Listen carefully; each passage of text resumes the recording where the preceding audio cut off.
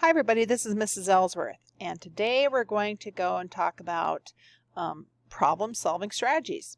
Do you remember that we would talk about planning to problem solve before, and we would talk about understanding the problem? Okay, we'd understand it, we'd plan it, we would solve it, and then we would check our work. Now the planning sometimes is a little bit hard. Can you figure out what you need to do when you read it? So sometimes that's a little bit difficult. So today we're going to talk about a few different strategies to help you figure out what you can do to plan to solve it. If you see a pattern like this, what would you do to solve it? Okay. What about guessing and checking? Didn't work? Revise it. Do it again. What about making a table? Once you go and put things out to where you can see how they're all set up, then it makes it a little bit easier to see. What about making a diagram so you can figure out what values you're looking for? What about working it backwards? Okay, they give you the end amount, so now you need to figure out what they started out with.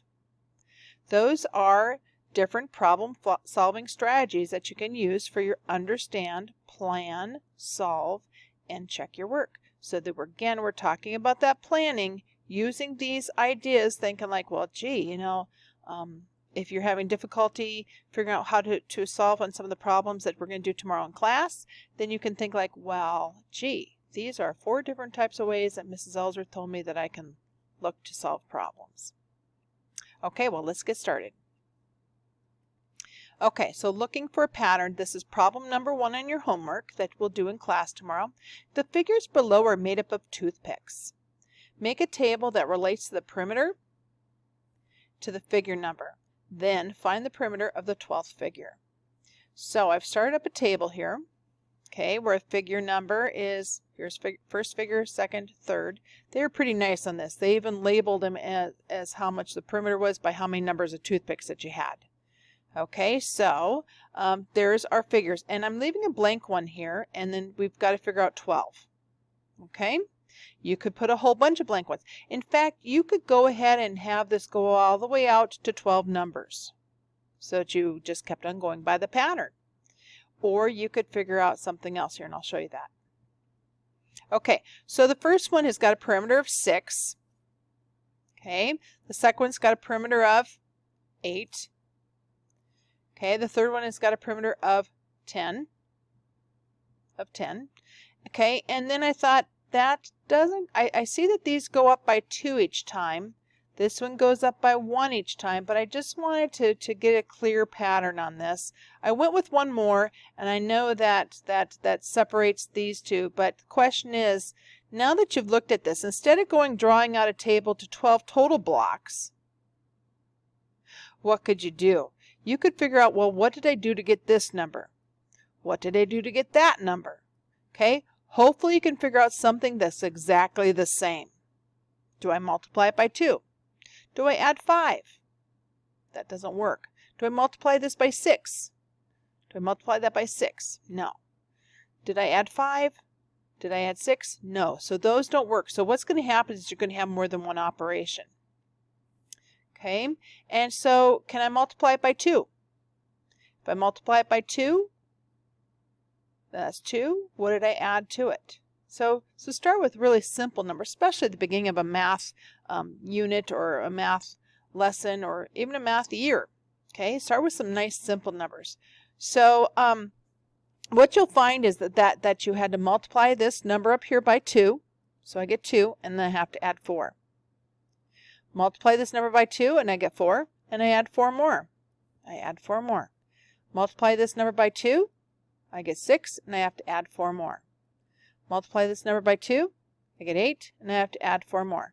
Multiply this number by 2, I get 24. I'm just doing some thinking here, 24, and I had to add 4 more. Or you could do this, 12 times 2, 24 plus 4 more equals 28. So our answer to this one is 28. 28 what? Okay, it says find the perimeter. Okay, so this right here would be toothpicks, wouldn't it? Okay, so it's just 28 toothpicks, and I'm going to just write that out here.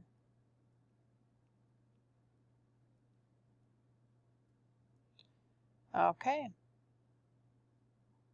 There's my answer.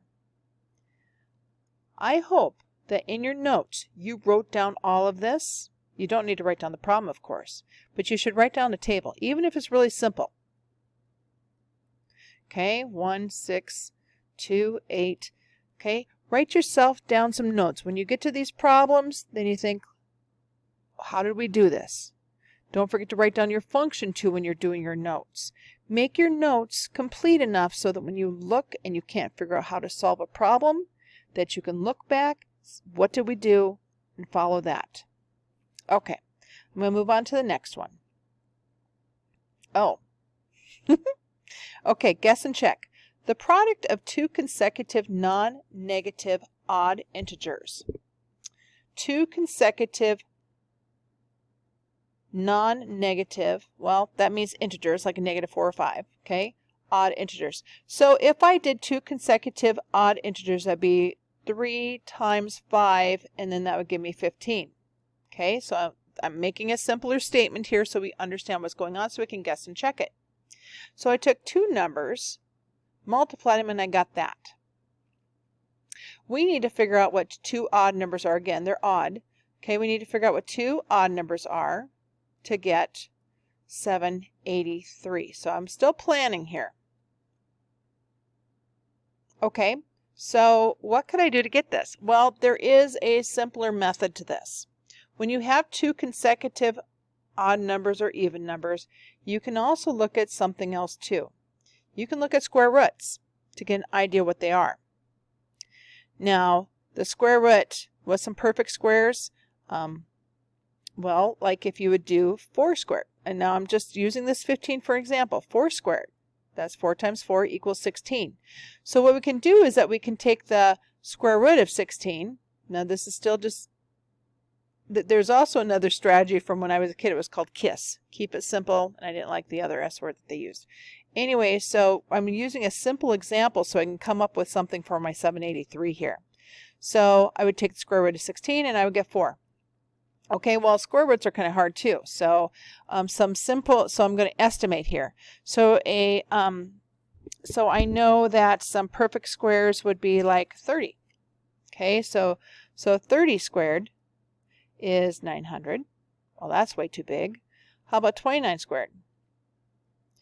Okay, and so I could go take 29 times 29. I have it already prefigured as 841. So that's still too big. Okay, let's look at 28 squared. Okay, and when I did 28 squared, I got 784. Hey, they're usually off by 1 when you do this perfect square thing. Okay, so let's go and double check our work. We're going to say that, hey, it's the one in front of this and the one behind it. So those are two odd numbers. So you'd have 27 times 29. So I'm going to go ahead and calculate that. Okay, I went and multiplied this out to save myself some time. And then I did see that we did get the right number. So here are my two consecutive, they're right next to each other, odd numbers. We don't need to worry about negatives or not negatives. So these are my two values. Okay, so there's my answer. 27 and 29. Here's my next strategy. Make a table. George had 55 football cards. He traded 8 cards for 5 from Elise. He traded 6 more for 4 from Leon and 5 for 3 from Brett. Finally, he traded 12 cards for 9 from Ginger. How many cards does George have now? Oh my gosh, this looks so confusing here that after a while I'm reading, I just hear blah, blah, blah, blah, blah. So I'm going to make a table. Okay, so here we go with our table. Okay, and so I'm going to do this different. So this right here is what George started out with first. Okay, and we're going to do lots of thinking in this table, so it's not your typical table. Elise, okay, and then he traded with Brett, and then he traded with Ginger. Okay, So let's go ahead and check this out. So he started out with 55 cards. Okay, then he traded 8 cards, so he's losing 8 cards. Here's some thinking, and he is getting 5 cards back. Okay, so he has lost a total of 3 cards, right? So we're going to minus 3 from that 55. So we're going to get a 52. Okay. Then Brett. With Brett, he traded... I forgot Leon in here. Oh dear, let me fix that right now. Okay, so we'll go back to this. So he traded 8, got 5 from Elise. Then he went and traded 6 and got 4 from Leon. So he's losing 2 more cards. So now this is 50. Okay, then he went and traded 5 cards and got back 3 cards. So he lost 2 there. So now it's 50 minus 2, so that's going to be 48. Okay, then Ginger, wow, he lost 12. He gave 12 so he could get 9 back. I hope that these are better cards since he's doing all that trading. And he got 3, he lost 3, a total of 3. So now he has 45. Okay, since it's a word problem, make sure that you have cards. There we go. Okay. Finish your notes up on that, and then press play again. Okay, let's look at another one. This one, I'm making a diagram, making a drawing. Make it make sense. So I'm just going to start it for you. So a ball bounces back 6/10 of the height of every bounce. If a ball is dropped from 200 feet, how high does it bounce by the 5th bounce? So here's 200 feet up here, and the ball drops. And then it comes back 6/10, a little over half. That's 1 bounce, 2 bounces, 3 bounces, 4 bounces, and 5 bounces. So we want to know what is this height right here. Let me double check that. Okay, round to the nearest 10th, so you got to make sure you round it. So how high does it bounce on the 5th bounce? So that's what they want right here. And I just put an X for that. Okay.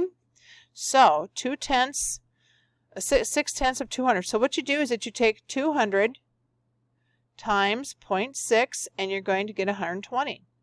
So this bounce back right here is 120 feet. Okay, then now you take 120 again times 0.6 because the 6/10 is high of 120 of always in your problems mean multiply. Okay, and so when you do that, you're going to get 72 feet. 72 times, yeah. Okay, so it's going to equal 72 feet. And you keep on going. Your next one is going to be 72 times 0.6, whatever that is, times 0.6, whatever that is, times 0.6. Okay, make sure that you put your answer in feet. Oh. Okay, working it backwards. I love these fun little challenges. So if I had this number here, okay, I'm going to multiply it by 3. Then I'm going to add 5. Okay, and then the result of that equals 41. So what you have to do is you have to do the opposite of each one of these things. So I'm going to take my 41, and instead of adding 5, I'm going to subtract 5. Okay, so I'm going to get 36. Okay, and then instead of timesing it by 3, I'm going to divide by 3. Oh, divide by 3. Okay, and when I do that, I'm going to get 12. Okay, so that's the number. But let's go back and check our work. I forgot to do those on those others, doggone it, but I'm running out of time anyway. So 12 times 3 would be 36, plus 5 more is 41. So I did my work and I checked it. Okay, well, I will see. Oh dear. Wow, lots of things going on. Announcements and a lawnmower is going by here. But anyway, I will see you in class tomorrow to do the problems. See ya.